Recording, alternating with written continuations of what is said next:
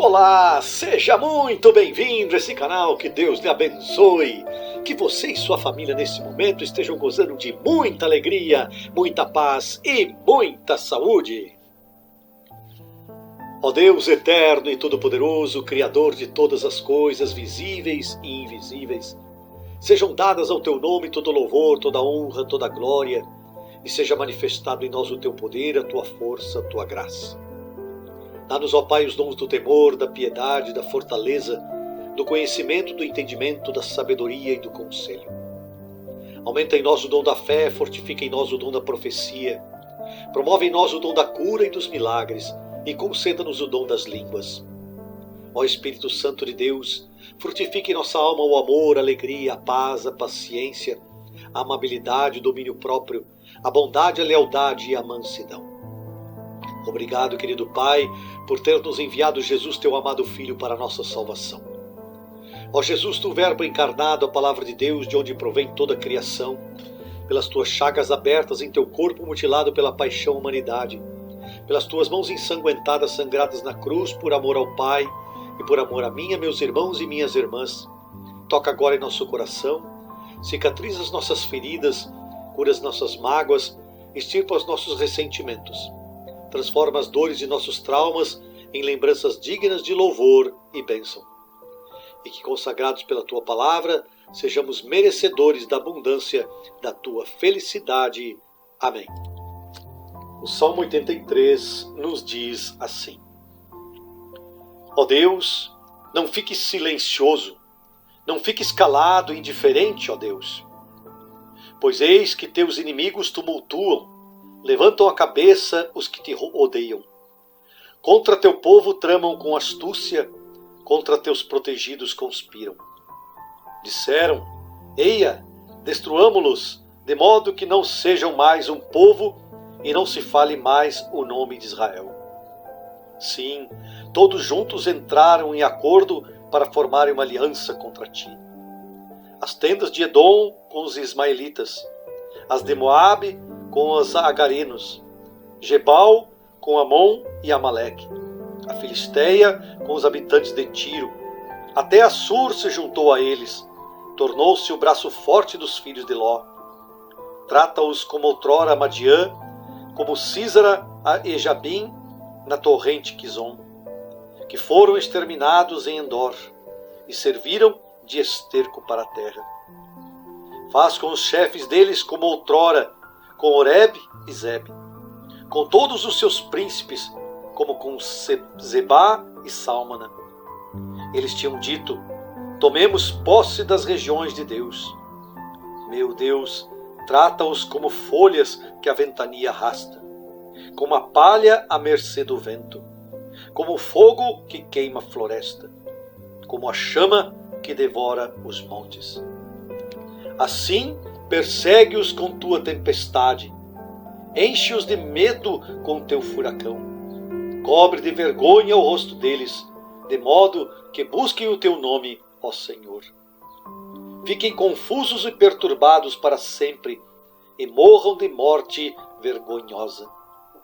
Assim saberão que tu só, cujo nome é o Senhor, és o Altíssimo sobre toda a terra. Glória e louvor ao Senhor Deus Todo-Poderoso, porque eterno é o seu amor. O Salmo 83, Só Tu és o Altíssimo, vai nos se referir aos capítulos 4 a 8 do livro de Juízes. E sugiro que você leia, reze e medite sobre a vida de Débora e Gideão, juízes de Israel, para também poder entender essa verdade que o Salmo nos traz. Não há outro Deus além do Deus Altíssimo que deva ser glorificado.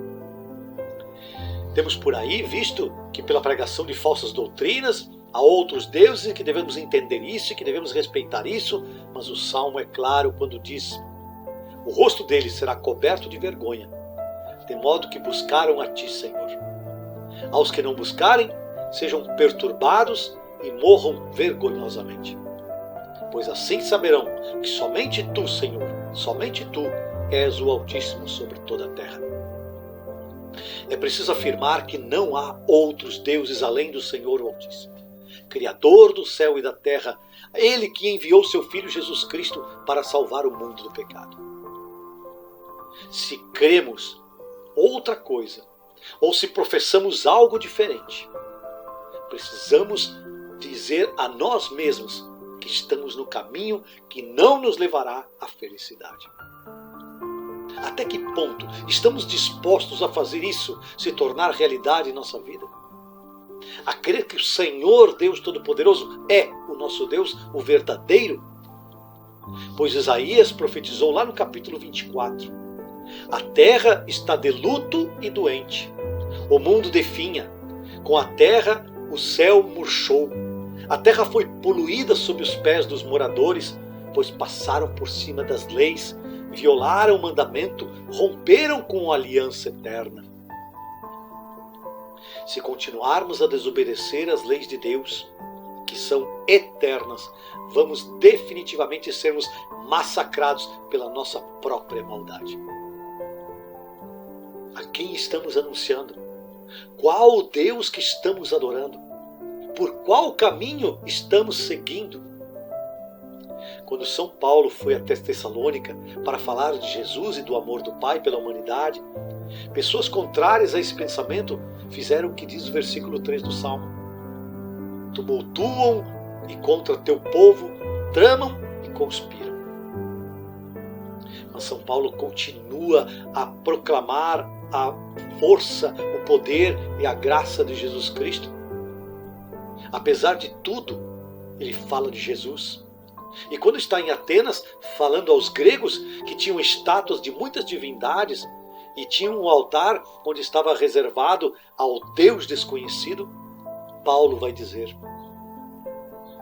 por aqui, pois aquilo que vocês adoram sem conhecer, este é o que eu vos venho anunciar. O quanto Deus é desconhecido para nós. O quanto Deus se manifesta em nossos altares e não damos a mínima importância. Deus se converte em vida na Eucaristia e temos preferido a morte. Deus se manifesta em alegria e o quanto temos nos dedicado ao demônio da tristeza. Refletindo tudo isso, quero partilhar com vocês 3 textos. O primeiro deles é 1 Macabeus, capítulo 2, dos versículos 15 ao 69, que sugiro que você se dedique nessas linhas da Bíblia, até mesmo para entender o contexto ao qual vou me referir. E quero chamar a atenção para 3 frases nesse texto onde Matatias aconselha seus filhos. Lá no versículo 21, que o Senhor nos seja propício para que não abandonemos a lei e nossas tradições. Do versículo 49 e 51, ele vai dizer: agora estão prevalecendo a soberba e o castigo. É o tempo da ruína e da explosão da cólera. Portanto, meus filhos, sejam zelosos em cumprir a lei e empenhai vossas vidas pela aliança dos vossos pais. Lembrai-vos dos feitos dos vossos antepassados, do que eles fizeram em suas gerações, e ganhareis glória imensa e renome eterno. E ainda outro versículo vai dizer: não temais as ameaças dos pecadores, pois sua glória está no esterco e nos vermes. Hoje se exaltam e amanhã desaparecem, pois voltaram do pó de onde vieram e seu projeto fracassará. Meus filhos, sede fortes e agi valentemente segundo a lei, pois nela sereis gloriosos. Queridos, o nosso dia pode ser contrário aos nossos planos, mas somente seremos felizes quando formos fiéis à lei de Deus, que é válida ontem, hoje e sempre. O texto nos diz: empenhai vossa vida em cumprir a lei de Deus. O segundo texto que quero compartilhar é Atos dos Apóstolos, capítulo 17, que também sugiro que vocês leiam, meditem e rezem sobre ele. É narrado que depois de discorrer sobre a criação de Deus, São Paulo fala no versículo 27 aos atenienses: assim fez para que buscassem a Deus e talvez as apalpadelas o encontrassem. A ele que na realidade não está longe de cada um de nós, pois nele vivemos nos movemos e existimos. Como disseram alguns dentre vossos poetas, também nós somos da sua linhagem. Que lindo isso, meus irmãos! Somos da linhagem de Deus. E Ele não está longe de nós, pois está em tudo o que experienciamos na vida, inclusive na pessoa em quem vem pedir ajuda. E quantas vezes dizemos que não temos nada para dar. Por mais do que o nosso dinheiro, a maioria destas pessoas quer a nossa atenção, o nosso carinho, e não o nosso desprezo e a nossa indiferença. Deus nos chama para amá-lo. Mas o que é amar a Deus? Será que temos realmente amado a Deus? O quanto temos obedecido aos seus mandamentos? E para meditarmos isso, vem o terceiro texto que quero compartilhar com vocês. 1 João capítulo 4, que também sugiro que vocês leiam. Vou me deter nos versículos 16 a 21, onde São João nos diz: nós conhecemos e cremos no amor que Deus tem para conosco. Deus é amor, e quem permanece no amor, permanece em Deus e Deus nele. Nisto é perfeito em nós o amor, que tenhamos confiança no dia do julgamento, pois como Ele é, assim também nós o somos neste mundo. No amor não há temor. Antes, o perfeito amor lança fora o temor, porque o temor envolve castigo. E quem teme não é perfeito no amor. Mas amamos porque Deus nos amou primeiro.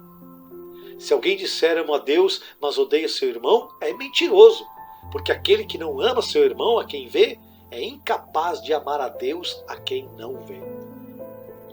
Temos de Deus este mandamento: o que amar a Deus, ame também a seu irmão. Queridos, odiar nesse texto não se refere somente ao querer mal de alguém. São João nos diz que não amamos a Deus verdadeiramente quando somos indiferentes ao necessitado, quando não damos atenção ao nosso semelhante, quando não nos dedicamos a escutar e quando não oferecemos o que mais importa. Não nos tornamos úteis e valiosos aos olhos de Deus. Para que o Deus Altíssimo seja em nosso coração Senhor, tornemos verdade o que diz a frase: Deus se manifesta em mim, em minha vida é grande o seu nome. Sua morada está em meu coração e sua casa em minha família. Louvado seja nosso Senhor Jesus Cristo, para sempre seja louvado. O Senhor te abençoe e te guarde. O Senhor te mostre a sua face e conceda-te a sua graça. O Senhor volva o seu rosto para ti e te dê a paz. Em nome do Pai, do Filho e do Espírito Santo. Amém.